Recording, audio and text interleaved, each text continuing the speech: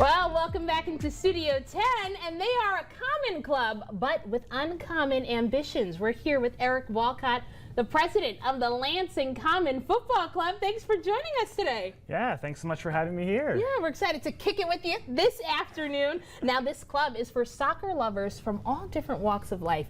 But tell us a little bit about what you do at the club and, of course, how you all got started. Yeah, so we're Lansing's minor league soccer team. We're a community-based club, a nonprofit run and owned by our fans. And we started really when Lansing Ignite folded as a way to keep soccer going in the Lansing community at that amateur semi-pro level. I love that, especially that you got a fan club. Exactly, because now you're just entered in your 5th season. I know it's early, you just got started, but talk to us about some of the games, how things have been going on for you guys this season. Yeah, we just had a couple of friendlies to start the season off, kind of non-conference games. We had a 7-0 win last weekend, okay. And we're coming up on our first league game this coming Saturday, actually. 7-0? Yeah, 7-0. It was a good win. It was a good one. This is a team to not be messed with then. All right. Well, you also compete in the Midwest Premier League. Now, talk to us about what you do and how you all prepare for a competition like that. Yeah, so we're in the Midwest Premier League. Our division is teams mostly in Michigan and Indiana, and we build a roster of mostly Lansing area players, guys who are playing college soccer and then they come back for the summer and they want to represent their community on the soccer field. That is awesome. And so we've got a coaching staff that builds that roster and gets them ready to go for the season. And hopefully puts a team out on the field that fans can really get excited about. That is awesome. And also those coaches are all volunteers. The coaches are the ones, the one people in the club that are hired. Okay. But everyone else running the club is volunteers, yeah. Volunteer work. Okay, but that still just shows you all the love and the passion that's there for soccer. And of course, you guys are making it happen on the field, but you also do a lot of work with your soccer members off the field. Can you tell us more about that? Yeah, so we like to stay really involved in the community. A lot of different ways we do that. We do park cleanups throughout the year, other volunteer events. We also look for ways to increase access to youth sports, whether that's contributing financially or in other ways. Last year we donated almost $10,000 to local nonprofit organizations, including like Refugee Development Center that does a lot of great work with the Lansing refugee community.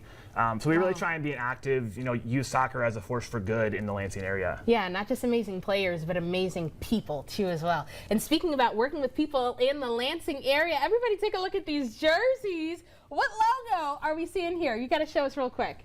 Yeah, we've got the Moneyball logo. Yeah. We love having the Moneyball jerseys. They do amazing work on the designs, and you can see how awesome these look.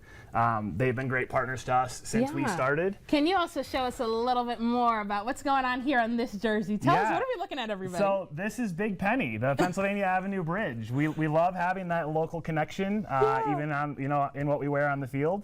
So that's been a really popular jersey this year that the fans have really been loving. I love that. Yeah, you definitely got another fan right over here. And that's the jersey I'm going to take home. But take a look. We've even got this red one. We've even got a scarf, too, as well. So this is really exciting. And, again, especially the fact that you partner with other local organizations really shows that you're keeping the love right here in Lansing, too.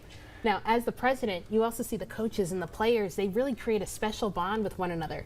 Is there anything that you think the players can teach the coaches, or any kind of advice that they kind of keep around with one another? Yeah, it's great seeing them kind of build that connection over the course of a season. And our coaches really focus on bringing in players that are going to represent the team well and really kind of live up to that professional standard. We're an amateur club, but we really try and treat them like professionals. Yeah. And it's cool to see the players kind of rise up to that and act like professionals a little bit, and kind of grow into that over the course of the season. That is awesome. You're representing the team well, but you're also representing Lansing very well. So, of course, how can the community join you on the field and from the stands, too? Yeah, so coming up on Saturday, 517 Day, we play at 6 p.m. At Lansing Eastern High School at the football stadium. All right. That's our next home game.